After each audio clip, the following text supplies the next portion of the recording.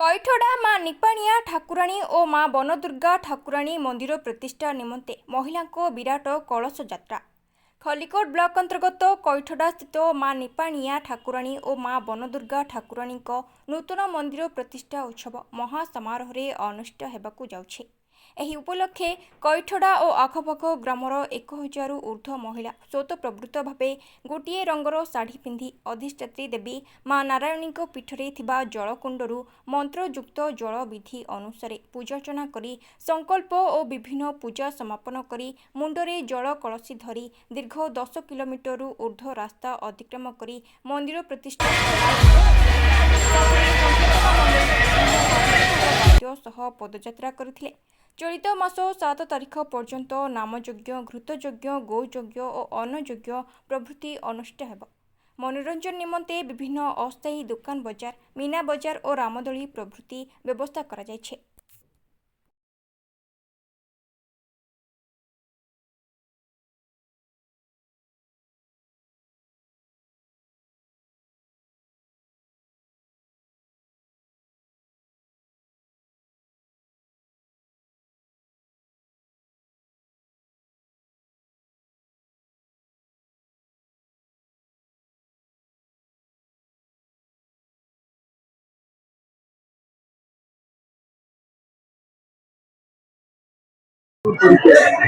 सर्वमंगल मांगल्ये शिवे सर्वार्थ साधिके शरण्ये त्र्यंबके गौरी नारायणी नमस्तुते।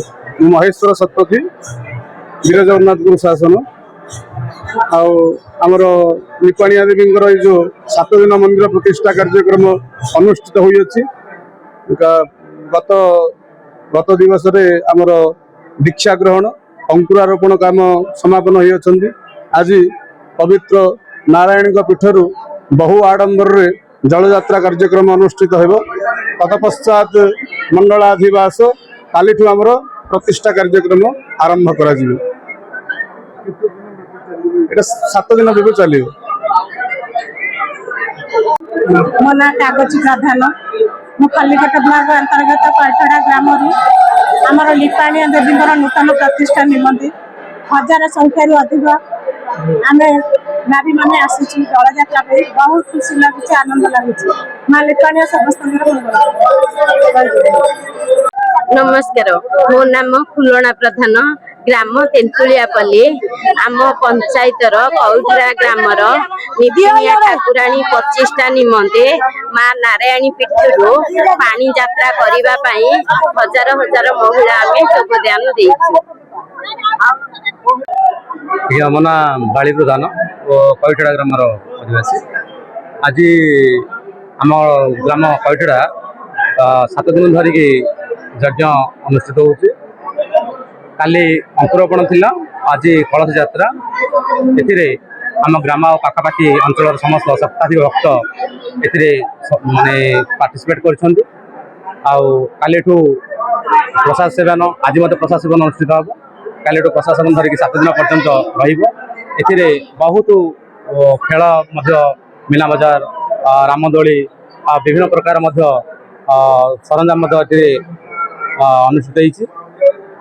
कालीठू 7 दिन पर्यंत कंटिन्यू आम ग्राम बहुत जाक जमारे कार्य अनुष्ठित होउछि। एठारे माँ निपाणिया और बनदुर्गा माँ बनदुर्गा विग्रह प्रतिष्ठा घृतयज्ञ नामयज्ञ समस्त 7 दिन धरिकी बहुत आडंबर अनुष्ठित होउछि। एणु आपण मानकु मो अनुरोध करुछि एठारे समस्त शताधिक भक्त अंशग्रहण कले आम कईठड़ा ग्रामवासी बहुत चिरउपकृत हेबे। धन्यवाद।